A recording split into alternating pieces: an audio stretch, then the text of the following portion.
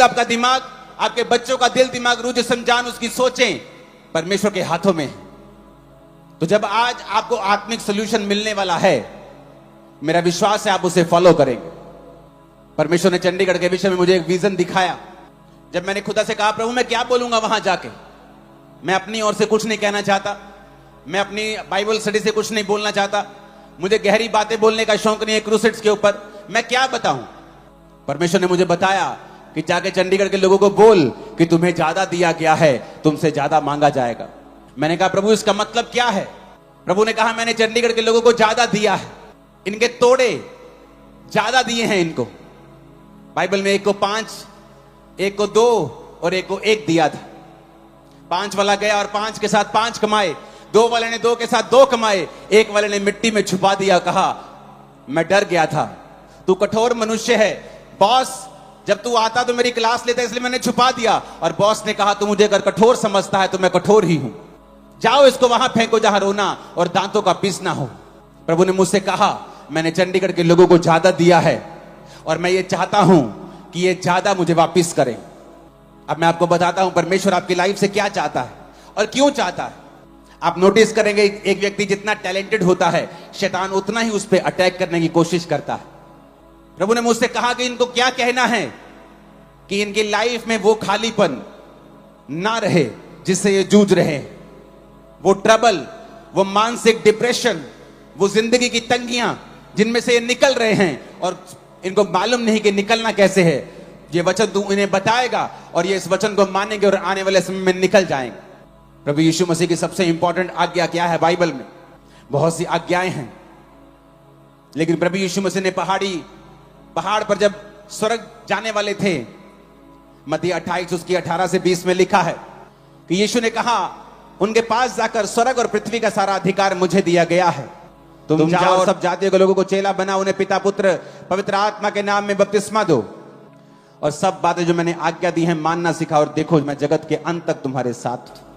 सबसे most important आज्ञा है जीसस क्राइस्ट की, जब वो जीवित स्वर्ग पर चढ़ाए जाने वाले थे कि जाओ इनको बोलो कि ये लोग मेरी सेवा करें। लोग बोलते हैं मैं सेवा करूं, मैं तो इंजीनियर हूं, मैं कैसे सेवा करूं, मैं डॉक्टर हूं, मैं तो एक आईटी कंपनी में जॉब करता हूं, मैं तो हाउस वाइफ। यहोशू 24 उसकी 15 आयत में लिखा है, यहोशू ने कहा सब लोगों से यदि यहोवा की सेवा करना तुम्हें बुरी लगे तो आज चुन लो तुम किसकी सेवा करोगे। उन देवताओं की जिसकी सेवा तुम्हारे पुरखा महानद के उस पार करते थे, अमोरियों के देवताओं की सेवा जिसके देश में तुम रहते हो, परंतु मैं तो अपने घराने समेत यहोवा की सेवा नित्य करूंगा। पुराने नियम में, नए नियम में, दोनों नियम में हमें परमेश्वर यह बताता है कि एक्चुअल में हम लोग उसकी सेवा करने के लिए चुने गए हैं। सारे, आप डॉक्टर हैं तो भी जाओ और चेला बनाओ, आप इंजीनियर हैं तो भी, आप एक विश्वासी हैं तो भी, आप एक हाउस वाइफ है तो भी, ये बुलाहट है जो आप सबको दी गई है। जब आप लोग इस बुलाहट पे नहीं चलेंगे उसके बाद फिर निराशाएं हमारी जिंदगी में प्रवेश करेंगे, एक खालीपन प्रवेश करेगा बीमारी के रूप में। फिर आप कंप्लेंट करेंगे मेरा पति मेरी बात नहीं सुनता, मेरे बच्चे मेरी बात नहीं सुनते, मुझे वो सेटिस्फाइड नहीं करते, क्योंकि आप भूल गए अपने बाप को सेटिस्फाइड, अपने पिता को, अपने जीसस को सेटिस्फाइड करना, क्योंकि उसने आपको सेवा के लिए बुलाया है। सेवा करने से क्या होगा? क्या हम सब सेवा के लिए बुलाए गए हैं? हां, हम सब सेवा के लिए बुलाए गए हैं। एक पास्टर भी सेवा के लिए बुलाया गया है और एक विश्वासी भी सेवा करने के लिए बुलाया गया है। जब एक विश्वासी परमेश्वर की सेवा नहीं करेगा फिर उसकी जिंदगी में वो खालीपन रहेगा जिसे दुनिया की कोई ताकत, कोई पैसा, कोई बरकत, कोई खुशी भर नहीं सकती। फिर वो अपनी लाइफ में उस सफर पे निकलेगा जो अकेलेपन से और दुखों से भरा हुआ है।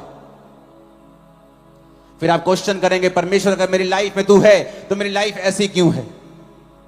अगर मेरी लाइफ में तू है तो मेरी जिंदगी फिर ऐसी क्यों है? लगता क्यों नहीं है कि तू मेरी लाइफ में है?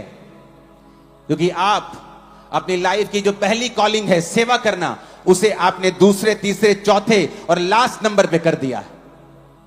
परमेश्वर ने कहा है कि मैं सेवकों को बेस्ट दूंगा। गिनती 18 उसकी 10 से 12 आयत में लिखा हुआ है, उत्तम से उत्तम ताजा तेल, उत्तम से उत्तम नया दाखमधु, गेहूं, इसकी पहली उपज जो यहोवा को दे वह मैं तुझको देता हूं। यानी याजकों के लिए परमेश्वर बात करता था, और पुराने नियम में कोई कोई याजक कोई कोई सेवा करता था, लेकिन प्रकाशित वाक्य 1 उसकी 5 और 6 के अनुसार जब प्रभु यीशु मसीह मुर्दों में से जी उठे तो हर एक विश्वासी प्रभु के सामने एक याजक के रूप में खड़ा हो गया। अगर आज आपको पाप माफ करवाने हैं तो आपको याजक के पास या मेरे पास आने की जरूरत नहीं है। आप डायरेक्ट घर से प्रार्थना कर सकते हैं, प्रभु मुझे माफ कर, तो परमेश्वर आपको माफ करेगा। मेरा रोल है परमेश्वर का वचन आपको बताना, मसीह में आपकी उन्नति करवाना और आपको परमेश्वर के करीब रखना और आपको सब बातें सच सच और सही सही बताना। तो परमेश्वर ने कहा, मैं जब एक सेवक को देखता हूं जो मेरी सेवा करता है, पुराने नियम में थोड़े होते थे याजक, पर नए नियम में जब परमेश्वर आपको देखता है वो एक याजक के रूप में देखता है। तो जब आपको वो देखता है याजक के रूप में, वो ये भी देखता है कि मैं अपने बेटे को अपनी बेटी को बेस्ट दूंगा, हर चीज बेस्ट दूंगा, इसकी लाइफ में हर चीज को मैं बेस्ट तरीके के साथ करूंगा, क्योंकि ये मेरी सेवा करने वाला है। वचन में लिखा है यूहन्ना 12 उसकी 26 आयत में, यदि कोई मेरी सेवा करे तो मेरे पीछे हो ले, जहां मैं हूं वहां मेरा सेवक होगा। जीसस ने कहा यदि कोई मेरी सेवा करे मेरा पिता उसका आदर करेगा। यीशु ने कहा अगर कोई मेरी सेवा करेगा, जो कोई जीसस की सेवा करेगा, पिता उसका आदर करेगा। आज पत्नी ढूंढती है आदर, मेरे इन लॉ फैमिली मेरा आदर नहीं करते, मेरे पेके मेरे हस्बैंड का आदर नहीं करते, हमारे लोग हमारा आदर नहीं करते, मेरे बच्चे मेरा आदर नहीं करते। जब आदर आपको ऊपर से ना दिया जाए तो आपके पास नहीं आ सकता। जब ऊपर ही ब्लॉक कर दिया जाए तो धरती पर आप कुछ नहीं पा सकते। तो यीशु ने कहा अगर कोई मेरी सेवा करेगा मेरा पिता उसका आदर करेगा। वो अपने घर में आदर पाएगा, अपने बच्चों में आदर पाएगा, अपनी कलीसिया में आदर पाएगा, अपने काम वाली जगह के ऊपर जहां वो काम करता है वहां वो आदर पाएगा। ये मेरा फेवर होगा, ये रिजल्ट होगा, ये आउटकम होगा इस चीज का कि ये व्यक्ति मेरी सेवा करता है। कैसे सेवा करते हैं आप परमेश्वर की? अपनी लाइफ से, पापों से मन फिरा के, अपना जीवन पवित्रताई में बिता के आप उसकी सेवा करते हैं। अपनी चर्च में आप सेवा करते हैं परमेश्वर की, अपनी जिंदगी से सेवा करते हैं। आप अपनी चर्च में हैं, आप सेवा करते हैं, आप टेंट बिछाते हैं, आप लंगर खिलाते हैं, आप वॉलंटियर की सेवा करते हैं। आप कुछ ना कुछ सेवा करें, चाहे वो सुसमाचार की हो, चाहे वो किसी भी चीज की हो। एक विश्वासी अगर चर्च में बिना सेवा के है, वो अपनी पोजीशन को पहचान नहीं पा रहा है और पीछे है वो। आप सब वॉलंटियर नहीं बन सकते, लेकिन आप सुसमाचार देने के लिए जा सकते हैं, आप बीजों को बो सकते हैं।